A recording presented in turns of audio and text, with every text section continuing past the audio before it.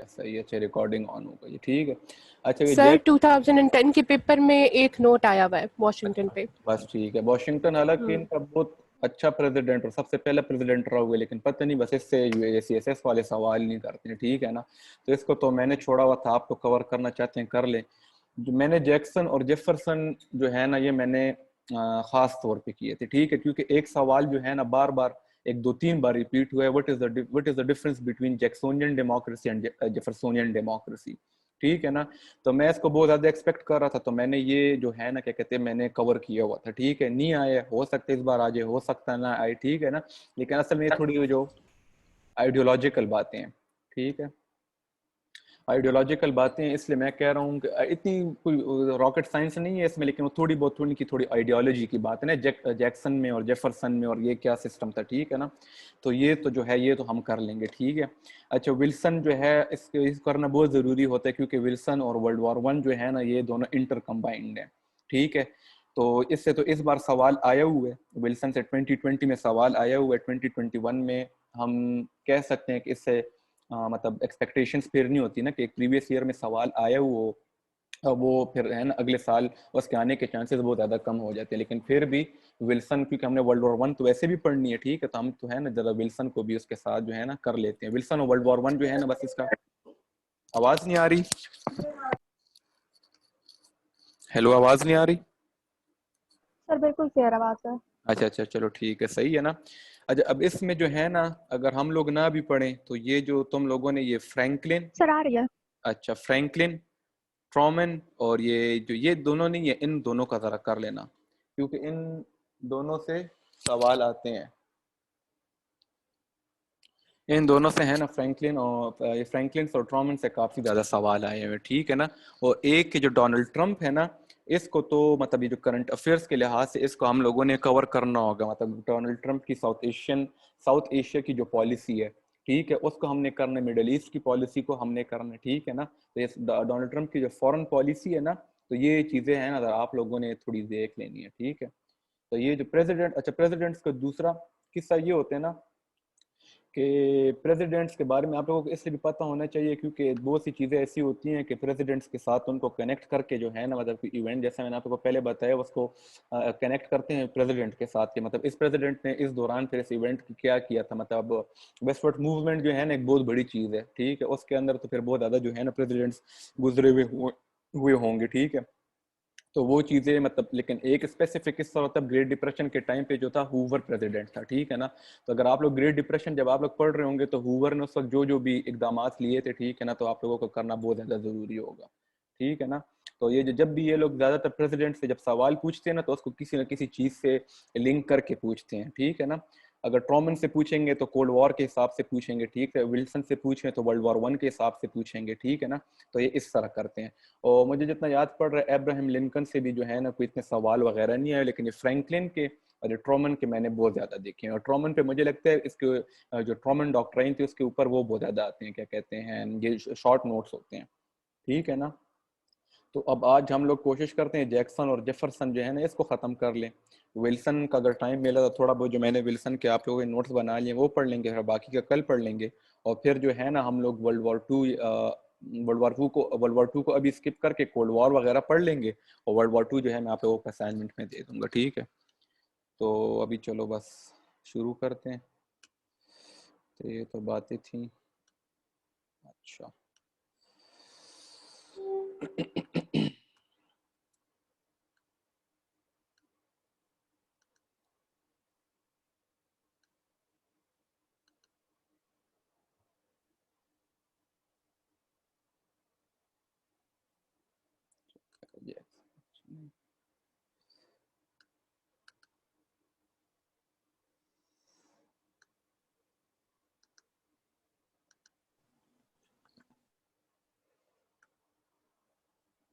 देख लेते हैं कितना है।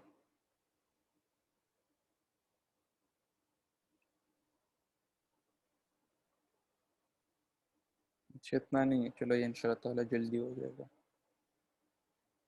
अच्छा आवाज क्लियर है सबको?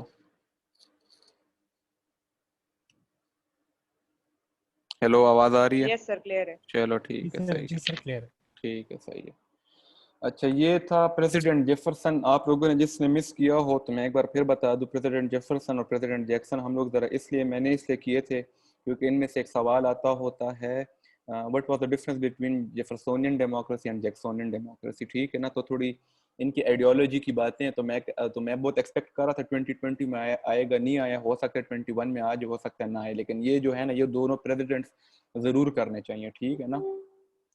तो इसमें जेफरसन जो था, उसकी इंट्रोडक्शन और अर्ली लाइफ ये है कि he became the president by defeating federalist Adam and a new era of democrat set in. अच्छा, अब यहाँ पे ये बात याद रखो ना कि ये जो हम लोगों ने वो जो की थी फेडरलिस्ट और एंटी फेडरलिस्ट, और ये पूरी एक कहानी हम लोगों ने पढ़ी थी। ठीक है। अब इसकी मैंने फिर बीच में कहीं पे आप लोगों के लिए एक बहुत ठीक ठाक वो भी की थी, क्या कहते हैं, इसको निकाला भी था आपको।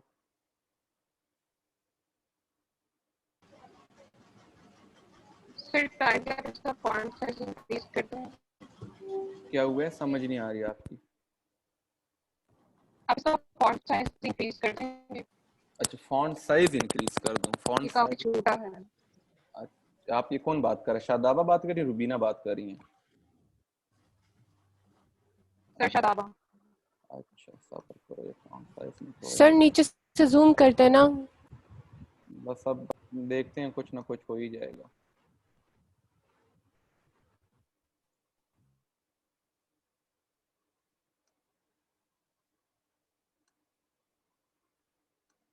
अब थोड़ा ठीक नजर आ रहा है आपको?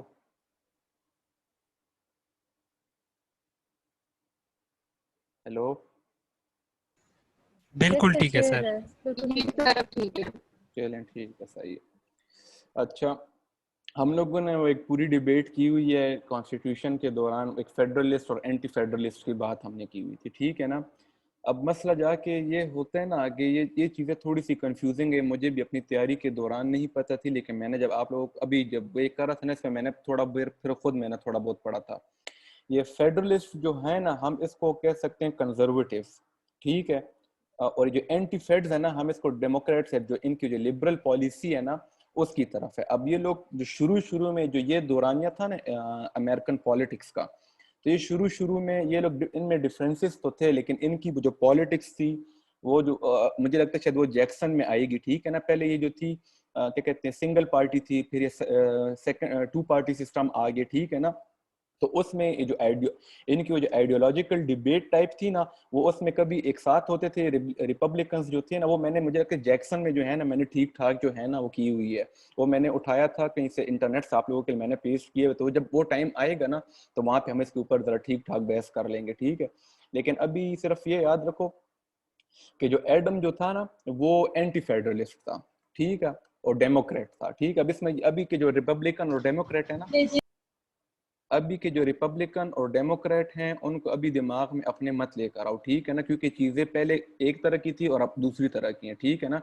अभी सिर्फ इतना समझ लो कि जो ये जो क्या कहते हैं, जेफरसन जो था, ठीक है ना, इसने ये जब आया था ना, तो इसने फेडरलिस्ट को ये जो है ना क्या कहते हैं हरा के आया था, और new era of democrat set in. उस वक्त जो था ना, became president by defeating federalist Adams and a new era of democrat set in. ठीक है ना। उस वक्त जो प्रेसिडेंट था एडम्स, ठीक है, उसको हरा के आया था। ठीक है। ये 1742-43 में पैदा हुआ था वर्जीनिया में, और इसने लॉ पढ़ा हुआ था। ठीक है। अच्छा, जेफरसन जो था, हम लोगों ने जो चीज़ें पुरानी पढ़ी हुई हैं, ये जो था एक डेलीगेट था, फर्स्ट कॉन्टिनेंटल कांग्रेस का भी था। इसने जो थी डिक्लेरेशन ऑफ इंडिपेंडेंस भी ड्राफ्ट की हुई थी। ठीक है ना। वर्जीनिया लेजिस्लेचर का ये मेंबर भी रहा हुआ था। ठीक है ना। और later he was appointed as governor during the war of independence. तो मतलब ये जो है ना, वो शुरू से इन लोगों की जो एक पूरी तहरीक चली थी ना, उसमें मतलब इसका जो है ना बहुत बड़ा रोल रहा हुआ है। ठीक है। तो ये जो है ना, ये सिर्फ जेफरसन के बारे में ये वाली बातें जो है ना, आप लोग याद रखें कि एक वो डेमोक्रेट था, एंटी फेडरलिस्ट था। ठीक है ना। वर्जीनिया से आ रहा है, वही बातें थी, वो छोटी स्टेट से आ रहे। ठीक है ना। और दूसरा, और ये इस तरह जो है ना, मतलब ये शुरू से जो है वॉर ऑफ इंडिपेंडेंस और जो क्या कहते हैं अमेरिका, जो अमेरिकन लॉयल्टी वगैरह, वो जो सारी बातें जो हमने पहले जो सारी डिस्कस की हुई है ना, इसको थोड़ा आप लोग उस कॉन्टेक्स्ट में लें कि उस किस्म का बंदा था जिसने वॉर ऑफ इंडिपेंडेंस और इन सारी चीज़ों में जो है ना, इसका एक बहुत बड़ा किरदार रहा हुआ था। ठीक है। और ये जो था एंटी फेडरलिस्ट था। ठीक है। फर्स्ट टाइम जब जेफरसन इलेक्ट हुए, तो पहली दफा कोई ऐसा बंदा उस पे आया था, प्रेसिडेंट हाउस में आया था कि जो कि फेडरलिस्ट नहीं था और एंटी फेड था। और डेमोक्रेट जिसको हम कह रहे हैं, ठीक है, अभी फिलहाल हम उसको डेमोक्रेट कह रहे हैं। तो 1783 में ये मेंबर बने कांग्रेस का, ठीक है। He also work as the minister to France, ठीक है, appointed as the first secretary of state US till 1793। जो सेक्रेटरी ऑफ स्टेट जो होते हैं यूएस के, सबसे पहला जो यूएस का सेक्रेटरी ऑफ स्टेट था वो ये था। He became the vice president of US in 1797, won the election of 1800 and served 2 consecutive terms, ठीक है। तो ये 1800 में प्रेसिडेंट बना और उसके बाद भी जो है इसको अगली जो टर्म थी वो भी इसी ने, मतलब अगला इलेक्शन जो था वो भी इसी ने जीता था, ठीक है ना। अब जब हम बात करते हैं जेफरसोनियन डेमोक्रेसी की ना, तो मतलब ये कि जेफरसोनियन डेमोक्रेसी आइडियोलॉजी या फिलॉसफी जो है ना, ये क्या चीज़ है, ठीक है ना। तो ये है कि Jeffersonian democracy refers to the terms of office of Thomas Jefferson, James Madison, James Monroe and John Quincy Adams, ठीक है ना। सिर्फ इसको यहाँ तक महदूद मत कर देना कि ये जो है ना जेफरसोनियन डेमोक्रेसी जो है ना वो सिर्फ जेफरसन का पीरियड था, नहीं। जो जेफरसोनियन डेमोक्रेसी है वो इन 4 जो प्रेसिडेंट्स है ना इनके पीरियड को कहा जाता है कि Thomas Jefferson, James Madison, James Monroe and John Quincy Adams जो थे, ठीक है ना, इनके जो टाइम पीरियड है ना इसको जेफरसोनियन डेमोक्रेसी मतलब या इनकी जो आइडियोलॉजी थी, ठीक है ना, उसको हम जेफरसोनियन डेमोक्रेसी कहते हैं, ठीक है। तो Jeffersonian democracy the replacement of aristocracy of the north by the agrarian class of the south. वही बात, वो फेड्स वर्सेस एंटी फेड्स वाली बात हमने नहीं की हुई थी कि फेडरलिस्ट जो थे वो कैपिटलिस्टिक क्लास थी और इलीटिस्ट क्लास थी नॉर्थ की, ठीक है ना। और जो साउथ के लोग थे वो अग्रारियन क्लास थी, ठीक है ना, वो भी मतलब काफी बड़े लोग थे, ठीक है ना, लेकिन मतलब उनको जो मेन वो था वो मैन्युफैक्चरिंग के ऊपर नहीं था बल्कि एग्रीकल्चर के ऊपर था। तो जेफरसन के प्रेसिडेंट हाउस में आने से उसने रिप्लेस किया है नॉर्थ की एरिस्टोक्रेसी को, ठीक है, एग्रारियन क्लास ऑफ द साउथ, मतलब ये जो था साउथ से था और एग्रारियन क्लास मतलब इस क्लास से था, वो एंटी फेड से था, डेमोक्रेट से था, ठीक है। तो अब ये जो था ना जेफरसोनियन डेमोक्रेसी, ठीक है ना, अब इसके ये जो पॉइंट्स है, फेथ इन कॉमन मैन, ठीक है, अब ये सारी चीजें जो है ना हम लोग पढ़ते हैं, ठीक है। अच्छा, ये जो क्योंकि हम लोगों को पता है कि जो साउथ से जो लोग आ रहे होते थे या जो एंटी फेड्स होते थे वो लोग जो है मतलब जो नॉर्थ वाले होते थे अपने आप को एलिटिस्ट समझते थे, जो साउथ वाले थे वो जो थे मतलब उनको इतना अच्छा नहीं समझते थे, ठीक है। तो जब ये आया है प्रेसिडेंट हाउस में ना, तो जब फेथ इन कॉमन मैन जो है ना वो जो है ना वापस ये लेकर आया, ठीक है ना, या इसकी जो आइडियोलॉजी थी वो ये थी कि all sections must have a share in administration, should not be exclusive privilege of few rich people, ठीक है। हम लोगों ने फेडरलिस्ट वाली जो हमने कॉन्स्टिट्यूशन में पढ़ा था कि फेडरलिस्ट जो भी लोग होते थे वो ये समझते थे कि मतलब हम लोगों को ही चाहिए, मतलब जो रूल करना है एडमिनिस्टर करना जो है ना हमारे ही राइट होना चाहिए, और ये जो साउथ के जो लोग हैं जो कॉमन मैन है इसके बस की ये बात ही नहीं है, ठीक है ना। तो जब ये आया है या जो जेफरसोनियन डेमोक्रेसी जो जेफरसोनियन आइडियोलॉजी है ना, वो उसका नंबर 1 पॉइंट ये है कि it has faith in common man. वो लोग ये कहते हैं कि जो all sections must have a share in administration, should not be exclusive privilege of few rich people, मतलब सिर्फ अब नॉर्थ वाले ना रूल करें, ठीक है ना, मतलब सारों को जो है ना all sections must have a share in administration, मतलब सारों को जो है ना साइमल्टेनियसली जो है ना मुल्क को एडमिनिस्टर करना चाहिए, ठीक है। अच्छा, मैंने काफी सारी बातें बोल दी, अगर यहाँ तक किसी को कोई कंफ्यूजन हो तो जरा जल्दी से बोल दो।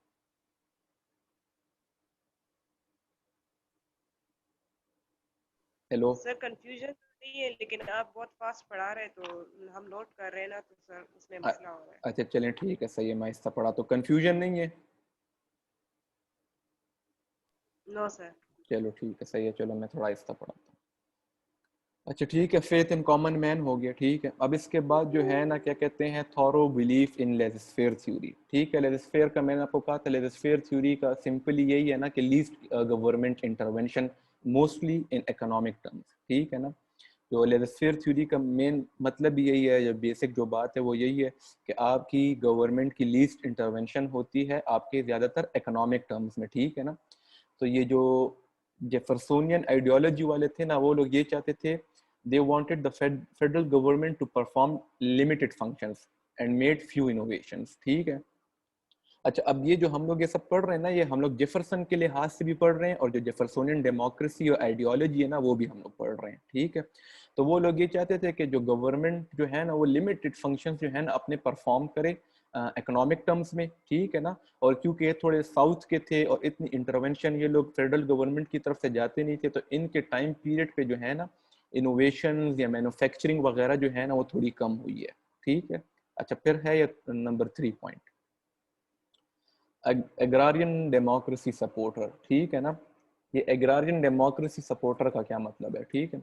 अच्छा, fond of moral and political virtues of agrarian society to strike a balance between urban and rural population and their respective spheres, supported international commerce and mechanization of farms, ठीक है। अच्छा, अब ये जो एग्रारियन डेमोक्रेसी आप इसको कह दें, एग्रारियन इकोनॉमी आप इसको कह दें, लेकिन उसके ये जो लोग थे जो इस टाइम पीरियड के जो लोग अभी जो है ना प्रेसिडेंट हाउस को जिन्होंने ऑक्यूपाई कर लिया था, और इसके बाद आने वाले जो लोग थे उन्होंने ऑक्यूपाई किए, उनका जो उनकी ये आइडियोलॉजी थी ना कि मतलब जो हमारी वो जो मतलब हम जाने जाए ना, तो हम लोग एग्रारियन सोसाइटी की तरीके से जाने जाएं, ठीक है ना। क्योंकि हमारे जो एग्रारियन सोसाइटी होते हैं वो जो मॉरली बहुत करेक्ट होते हैं, उनके पॉलिटिकल वर्च्यूज जो होते हैं वो बड़े ठीक ठाक होते हैं, ठीक है ना। तो वो लोग इस चीज के सपोर्ट में थे, ठीक है। मतलब अब ये जो जो पूरी जो अगर आप देखें ना, तो ये फाइट हुई फेड्स वर्सेस एंटी फेड्स वाली ही चल रही है, ठीक है। दूसरा जो था, वो लोग ये कहते थे ना कि जो अर्बन और रूरल पॉपुलेशन है ना, इनके रिस्पेक्टिव स्फेयर्स हैं अपने, मतलब अगर बहुत ज्यादा अर्बनाइजेशन हो जाती है, ठीक है ना, तो वो जो ओवर पॉपुलेशन किस्म की हो जाएगी, और उसकी वजह से जो है ना सोसाइटी जो है ना, क्या कहते हैं, मतलब खराब हो जाएगी। तो वो लोग ये चाह रहे थे कि जो अर्बन सेंटर्स में जो लोग रह रहे थे, वो यहाँ पे रह के जो उनके रिस्पेक्टिव स्फेयर्स हैं, मतलब ऑफिस जाना, ठीक है, फैक्ट्रीज वगैरह में काम करना, ठीक है, वो कह रहे थे कि जो अर्बन लोग हैं बस वो अपना यहीं पे रहें, वो लोग यही काम करते हैं, ठीक है। और जो हमारी रूरल पॉपुलेशन है, जो इनके काम है क्या कहते हैं, खेती बाड़ी वगैरह करना, ठीक है ना, मतलब जो उनके जो विलेज लाइफ स्टाइल होता है, कहते हैं बस ये लोग उधर है, मतलब इनका आपस में जो रूरल पॉपुलेशन है इतनी ज्यादा अर्बनाइजेशन ना हो, क्योंकि जो पूरा जो सोसाइटी का जो बैलेंस है ना, फिर वो खराब हो जाएगा। तो इसमें पहला पॉइंट जो है ये मॉरल एंड पॉलिटिकल वर्च्यूज वाले, ठीक है। और जो दूसरा जो पॉइंट है ना, वो ये स्ट्राइक का balance between urban and rural population है, वो ये वाला, ठीक है। अच्छा, अब बिल्कुल ऐसा भी नहीं है कि इन लोगों ने जो है ना, क्या कहते हैं, मैकेनाइजेशन वगैरह या जो क्या कहते हैं इनोवेशंस वगैरह या मशीनरी वगैरह, इसके ये लोग खिलाफ थे। लेकिन ये जो मैकेनाइजेशन, मशीनरी और ये जो टेक्नोलॉजिकल एडवांसमेंट है ना, ये लोग इसको जो है ना अपनी जो क्या कहते हैं एग्रीकल्चर था ना, उसके लिए ही यूज करना चाहते थे। तो इंटरनेशनल कॉमर्स के भी ये लोग हक में थे, लेकिन ये लोग ये कर रहे थे कि जो टेक्नोलॉजी वगैरह जो उस वक्त दरियाफ्त हो रही थी या जो आ रही थी ना, उसको जो इन्वेंशन हो रही थी, वो ज्यादातर इनकी जो थी ना, उसका जो फोकस था ना, वो ये था कि मतलब जो उससे हमारी जो एग्रारियन इकोनॉमी जो है ना, वो थोड़ी उठ के सामने आए, इसलिए मैकेनाइजेशन ऑफ फार्म्स वगैरह जो है ना, ये सारी चीजें हो रही थी। अच्छा, यहाँ तक समझ आई? ये तेज तो नहीं पढ़ा रहा हूँ? सर मैं थोड़ा सा ऐड कर दूं जी इसमें। बिल्कुल ऐड करें, बिल्कुल ऐड करें। असल में बात ये थी कि ये साउथ और नॉर्थ का डिवाइड था ना अमेरिका में। तो जी जो साउथ था वो बेसिकली एग्रीकल्चरल बेस्ड साइड थी, और जो नॉर्थ था वो इंडस्ट्रियलाइज्ड थी। तो जेफरसन की जो प्रेसिडेंसी है उससे क्या हुआ कि ये जो एग्रीकल्चरल ये जो एग्रेरियन डेमोक्रेसी है ना, इसको बेसिकली हम लोग सोशल फिलोसफी और पॉलिटिकल फिलोसफी में एग्रेरियनिज्म कहते हैं। तो अच्छा एग्रेरियनिज्म के बेसिक जो वर्च्यूज है वो यही है कि आपकी जो इकोनॉमी है ना, that would be based on agriculture. जैसे सर ने अभी बताया कि इसको एग्रीकल्चरल इकोनॉमी भी आप कह सकते हैं। तो साउथ का जो पूरा जो बेसिस थी ना, वो थी ही एग्रीकल्चर पे। वो लैंड्स वो स्लेव्स भी ओन करते थे, और ज़्यादातर लैंड फार्मिंग में जो था उनका सारा जो इकोनॉमी थी वो चलती थी। तो जेफरसन ने क्या किया कि उसने आकर अर्बन और रूरल में बैलेंस बनाया। जो अर्बन था वो नॉर्थ था, और जो रूरल था वो ज़्यादातर साउथ पे था। अगर अभी भी आप देखें तो ये जो लाटिनोज और ये सारे लोग होते हैं, ये ब्लैक्स, ये ज़्यादातर साउथ में होते हैं। तो वहाँ पे जो था इनका रुझान ज़्यादा था एग्रीकल्चर की तरफ। तो इसने क्या किया कि इन दोनों के बीच में एक तो बैलेंस बनाने की कोशिश की, और वो बैलेंस उसने इस तरह से बनाया कि मतलब अर्बनाइजेशन को भी एक तरह से रोका, इस तरह से रोका कि नॉर्थ की जो मैकेनाइजेशन शुरू हो चुकी है ना, नॉर्थ में जितनी इंडस्ट्रियलाइजेशन है, उस इंडस्ट्रियलाइजेशन के थ्रू इन्होंने साउथ के फार्मर्स को फ़ायदा दिया by mechanising the farms of the south. तो इस ठीक है। तरह से एग्रीकल्चर और उसका वो बैलेंस भी मेंटेन हो गया, और इनका जो नॉर्थ साउथ डिवाइड था वो भी थोड़ा हद तक जो है तो मेंटेन हो गया, और एंटी फेडरलिस्ट और फेडरलिस्ट वाला डिबेट भी थोड़ा सा मतलब कम बैलेंस हो हो गया। गया ना, क्योंकि वो ठीक है, साउथ। हाँ बस ये इसमें ये बात। ठीक है, सही है, थैंक यू। बस ये, हाँ, ये इसने बिल्कुल ठीक तरीके से कर दिया, ठीक है। अच्छा, अब ये हम आते हैं सिंप्लिसिटी ऑफ इकोनॉमी पे, ठीक है ना। अच्छा, सिंप्लिसिटी ऑफ इकोनॉमी में इस पे थोड़ी जो चीज़ें हैं ना, वो थोड़ी सी लंबी हैं, मतलब इसकी थोड़ी जो है ना बातें हैं वो थोड़ी लंबी हैं, ठीक है। अच्छा, जो सिंप्लिसिटी ऑफ इकोनॉमी है ना, अच्छा जो फाइनेंशियल प्रोग्राम्स ऑफ गैलेटिन, जो गैलेटिन जो था ये आप उसको कह दें कि उसको फाइनेंशियल मिनिस्टर टाइप कह दें, ठीक है ना।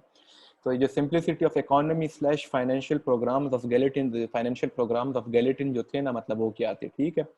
तो Gallatin prepared a financial programme emphasized that the best way to keep the government light and simple was to keep it strong, government and sound economic basis fully endorsed by the Congress, ठीक है।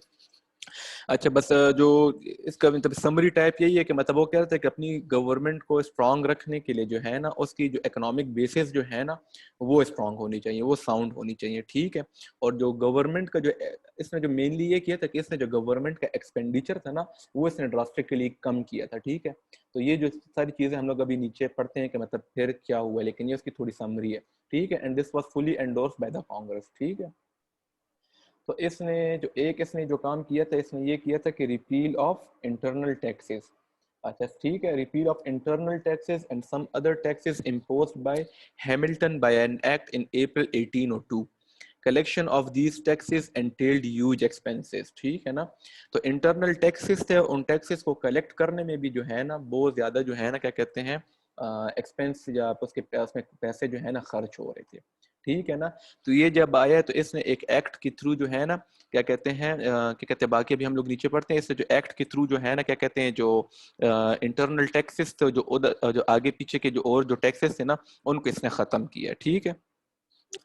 अच्छा दूसरा इसने फिर ये काम किया है कि रिडक्शन ऑफ नेचुरल डेप्ट, ठीक है। द नेशनल डेप्ट केम डाउन बाय 50%, ठीक है। मतलब अगर अब आप सोचें कि एकदम पाकिस्तान की जो नेशनल डेप्ट जो है 50% नीचे आ जाए तो कितनी बड़ी बात है, ठीक है। द नेशनल डेप्ट came down by 50%, income from custom duties was increased and expenses on military were reduced, system of strict accounting was also introduced, ठीक है। तो इसके जो प्रोग्राम्स वगैरह में एक ये था कि इस जो कस्टम ड्यूटीज वगैरह जो थी ना उसने इसको इंक्रीज किया, और जो ये मेन पॉइंट ये है कि जो एक्सपेंसेस ऑफ मिलिट्री जो थे ना वो ड्रास्टिकली इन लोगों ने रिड्यूस किए हुए थे, मिलिट्री के भी और नेवी के भी, ठीक है ना। और system of strict accounting was also introduce, ठीक है ना। तो मतलब जो वो था कि मतलब इनकी वो जो इकोनॉमिक उसके ऊपर इनकी बहुत ज्यादा जो है ना नजर थी, और उसके हिसाब से जो है ना ये लोग बहुत ज्यादा उस हिसाब से देख रहे थे, क्योंकि आइडियोलॉजी इनकी ये थी कि हम लोग अपने जो खर्चे हैं उनको कम करेंगे, ठीक है ना, अपने आप को साउंड इकोनॉमिक बेसिस के ऊपर लाएंगे, तो उसी से जो है ना हमें एक स्ट्रॉन्ग गवर्नमेंट मिल सकती है, एक लेजिटिमेट गवर्नमेंट, एक इफेक्टिव गवर्नमेंट जो है ना हमें उसी से मिल सकती है। तो उसकी वजह से इन लोगों ने एक रिपील ऑफ इंटरनल टैक्सेस किया था, ठीक है। दूसरी जो है इन लोगों ने रिडक्शन ऑफ नेचुरल मैंने नेचुरल क्यों लिखा हुआ है, नेशनल डेप्ट,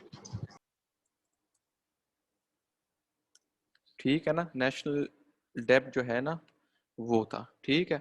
तो ये जो है ना पहले जो 2 पॉइंट्स थे वो तो ये हो गए हैं, ठीक है। अच्छा अब इसके बाद जो है रिडक्शन इन डिफेंस एक्सपेंडिचर, ठीक है ना। Army was reduced to 3000 men, construction of naval vessels was stop and defence expenditure reduced by half. मतलब इन लोगों ने डिफेंस का जो है ना मतलब बिल्कुल ही उसको जो है ना क्या कहते हैं कम कर दिया था, तकरीबन हाफ जो है ना, हाफ इसके ऊपर डिफेंस का जो एक्सपेंडिचर था वो लोग हाफ पे ले आए थे। इन लोगों ने अपनी आर्मी भी रिड्यूस कर दी थी, और जो नए नेवल वेसल्स वगैरह और जो नेवी वगैरह होती है ना उसकी कंस्ट्रक्शन को भी जो है ना इन लोगों ने स्टॉप कर दिया था, ठीक है। अच्छा अब ये जो है अकाउंटिंग सिस्टम चेंजेस, ठीक है ना, तो ये किस सोच के तहत आया था, ठीक है। So with a view to check the unauthorized and unnecessary expenditure, the expenses were henceforth to be incurred in accordance with the appropriations made, ठीक है ना। मतलब जाहिर बात है जैसे इमरान खान आया उसने क्या गवर्नर हाउस के जो है ना क्या कहते हैं खर्चे वगैरह कम करो, इनकी जो रेस्ट हाउसेज वगैरह हैं इनको क्या कहते हैं आप लोग वो करो, प्राइवेटाइज करो। तो इसको आप थोड़ा इसी सेंस में ले लें कि मतलब इन लोगों ने जो अकाउंटिंग वगैरह जो थी ना ज्यादातर मेनली जो इनका फोकस था ना वो गवर्नमेंट एक्सपेंडिचर के ऊपर था, ठीक है ना। और उसके साथ साथ जो था मिलिट्री जो एक्सपेंडिचर हो रहा था ना बहुत ज्यादा उसके ऊपर था, ठीक है ना। और इसकी वजह से क्योंकि इन मेन मकसद इनका ये था क्योंकि इनकी नेशनल जो डेप्थ था ना वो बहुत ज्यादा ऊपर गया था, तो उसको कंट्रोल करने के लिए, ठीक है ना, इन लोगों ने ये सारे जो है ना इकदाम लिए थे, और इसको हम कहते हैं फाइनेंशियल प्रोग्राम्स ऑफ गैलेटिन, ठीक है ना। लेकिन वो जो उसकी मतलब ये आप फाइनेंशियल प्रोग्राम्स ऑफ गैलेटिन को आप हेडिंग में भी आप इसको एंटर कर सकते हैं और आप इसको सब हेडिंग में भी जो है ना आप इसको कर सकते हैं, लेकिन वो मेनली जो बात है ना सिंप्लिसिटी ऑफ इकोनॉमी थी, ठीक है। तो इसमें जो था with view to check the unauthorised and unnecessary expenditure, इस व्यू से आया था। The expenses were henceforth to be incurred in accordance with the appropriations में, ठीक है ना। जिस तरह मतलब हम लोगों ने अब आप लोगों को कह दिया कि इसको इस तरह एक्सपेंडिचर होने, इसके इस चीज़ के इतने एक्सपेंस होने हैं ना, तो इन लोगों ने उस सारी चीज़ों को जो है ना थोड़ा वो कर लिया था, क्या कहते हैं, फॉर्मलाइज कर दिया था, ठीक है। तो ये जो थी ना ये तो था सिंप्लिसिटी ऑफ डेमोक्रेसी और फाइनेंशियल प्रोग्राम्स ऑफ गैलेटिन, ठीक है। अच्छा तेज तो नहीं पढ़ा रहा हूँ माँ? नो सर, ठीक है। चलो ठीक है, सही है। अच्छा सर ये बुक में एक वर्ड है ना नीचे, ट्राइपोलिटन वार, सर ये क्या था? अच्छा ये हम नीचे है, ये पढ़ते हैं, ये नीचे ओके है, ये हम पढ़ते हैं, ठीक है। अच्छा लैप्स ऑफ डेमोक्रेटिक एक्ट्स, ठीक है। अब ये डेमोक्रेटिक एक्ट्स क्या होते थे? अच्छा डेमोक्रेटिक एक्ट्स जो थे, staunch believer of liberal ideas and freedom of individual, freedom of press, did away with sedition act and alien act, liberalized the naturalization act and reverted to the 5-year residence qualifications, ठीक है। अब ये जो lapse of democratic acts है ना, इससे पहले जो हुकूमत गुजरी हुई थी, ठीक है ना, मुझे लगता है हैमिल्टन की थी, नहीं इसने था रहा है तो एडम्स को था, लेकिन पता नहीं हैमिल्टन ने मेनली जो काम था इसमें हैमिल्टन का था, ठीक है ना। हैमिल्टन ने कोई पता नहीं कोई इंटरनल डिस्कॉर्ड की वजह से है ना बहुत ज्यादा जो है ना एक्ट्स ऐसे पास किए थे ना कि जो कोई भी हुकूमत के खिलाफ वगैरह जो बात कर रहा था, ठीक है ना, तो उसको ये लोग है ना उठा के तो है ना जेल में डाल देते थे, ठीक है ना। तो ये जब आया है ना तो इसने जो क्या किया, इसने क्योंकि ये दो डेमोक्रेट्स थे, लिबरल आइडियाज वाले थे, ठीक है ना, इनको इंडिविजुअल्स का जो फ्रीडम था ये उनको पसंद था, फ्रीडम ऑफ प्रेस होनी चाहिए, फ्रीडम ऑफ स्पीच होनी चाहिए, ठीक है ना। तो ये सेडिशन एक्ट और एलियन एक्ट जो है ना इससे पहले पास हुए थे। इन लोगों ने नए एक्ट पास करके इनको खत्म करवाया था, जो लोग थे अंदर जेलों में उनको बाहर निकाला था, और जो उनके ऊपर जो फाइन लगा हुआ था वो भी जो है ना सुप्रीम कोर्ट या जो भी इनके उस वक्त के जो कोर्ट थे ना, उनको इन लोगों ने डायरेक्ट किया था कि आप लोगों ने इनसे जितना भी फाइन लिया हुआ है ना वो जो है आप इन लोगों को वापस करें, ठीक है। अच्छा liberalise the naturalisation act and devoted to the 5 years residence qualifications. अच्छा एक ये होता था कि मतलब अगर कोई फॉरेनर जाता है ना क्या कहते हैं अमेरिका, और अमेरिका जाके वो कहते हैं कि मतलब मैं यहाँ का नेशनल बनना चाहता हूँ, ठीक है ना, तो उसने क्या किया था कि इस जो हैमिल्टन जो था इसने इसको चीज को जो था ना क्या कहते हैं 15 ईयर्स पे लेकर गया हुआ था। लेकिन जब जेफरसन वापस आए उसने इस एक्ट को है ना रिवोर्ट करके वापस जो है ना मतलब 5 ईयर्स उसकी जो है ना मतलब एक वो होती है शर्त होती है कि आप 5 ईयर्स अमेरिका में रहेंगे तो फिर तब ही हम लोग आपको इसकी जो है ना नेशनैलिटी देंगे। तो वो जो है ना क्या क्या कहते हैं 5 से उसने 15 ईयर्स जो है ना उसकी वो की हुई थी कि मतलब आप लोगों ने स्टैंडर्ड किया हुआ था कि 15 ईयर्स आपने अमेरिका में गुजारने तो उसके बाद आपको नेशनैलिटी मिलेगी। तो जब ये आया तो इसने जो नेचुरलाइजेशन एक्ट है ये शायद यार नेचुरलाइजेशन हो गया नेशनलाइजेशन होगा, अब ये हो सकता है मैंने गलत लिखा है, आप लोग चेक कर लें, ठीक है। इसको रिवर्ट कर नेशनलाइजेशन है, ठीक है ना, इसमें मैंने ऊपर भी हाँ नेचुरल, ठीक है सर, ठीक है सर, ठीक था। यस सर, नेचुरलाइजेशन है और 14 ईयर है सर। अच्छा 14 ईयर्स है, ठीक है ना, तो 14 ईयर्स से जो है ना इसने वापस जो है ना उसको 5 ईयर्स पे जो है ना ले आ गया था, ठीक है। अच्छा फिर एटीट्यूड टुवर्ड्स स्लेवरी, ठीक है ना, एटीट्यूड टुवर्ड्स स्लेवरी, अब ये याद रखो कि ये लोग थे साउथ वाले और ज्यादातर जो स्लेव्स होते थे ना वो लोग वो यही लोग रखते थे, ठीक है ना, नॉर्थ में जो है ना स्लेवरी वगैरह कितना किस्सा नहीं था, ठीक है। तो फिर भी ये लोग कहते थे equality of man held that slavery shall be eradicated slowly did not take any concrete steps. मतलब ऊपर ऊपर से तो मतलब जाहिर बात है वो तो ये कह रहा था कि मतलब स्लेवरी जो है एक अच्छी इंस्टीट्यूशन या अच्छा फिनोमिना नहीं है, ठीक है ना, और स्लेवरी जो है ना हम इसको जो है क्या कहते हैं वो करेंगे, इसको हम इराडिकेट करेंगे स्लोली। ये इस वक्त एबॉलिश इसलिए हो सकता है ना कर रहा हो ना क्योंकि साउथ का था, तो हो सक रहा है ये उस वक्त ये सोच रहा हो कि देखो अगर मैं हूँ भी साउथ का और यहाँ पे प्रैक्टिस की जाती है, अगर मैं ऐसा ना हो कि एकदम इसको एबॉलिश कर लूँ तो हो सकता है कि मेरे ही जो लोग हैं साउथ वाले वो मेरे खिलाफ हो जाएं, ठीक है ना, क्योंकि उस वक्त मतलब ये साउथ में एक बहुत ही कॉमन फिनोमेना था कि लोगों के स्लेव्स वगैरह होते थे, स्पेशली जो एग्रारियन क्लास थी इनकी, ठीक है ना। तो इसने ऊपर से तो ये लोग जी इसके जी हेलो जी जी इसके अपने भी स्लेव्स थे हाँ हाँ इसके अपने भी स्लेव्स थे, इसके अपने भी इसके स्लेव्स थे, अपने ठीक है, इसके अपने भी स्लेव्स थे, ठीक है ना। और ये जो है क्या कहते हैं हाँ, ये इक्वालिटी ऑफ मैन वगैरह था, लेकिन इससे मतलब कोई कॉन्क्रीट स्टेप्स नहीं लिए उसको ख़त्म करने के। मतलब ये कहते स्लोली वगैरह में इसको इराडिकेट करेंगे, तो बस इससे मतलब एक किस्म के लिंगर ऑन किया कि मतलब ये चीज़ जो है मतलब मैं ख़त्म कर रहा हूँ, लेकिन इसको कोई ख़ास जो है ना ख़ास स्टेप्स नहीं लिए इसको ख़त्म करने के लिए।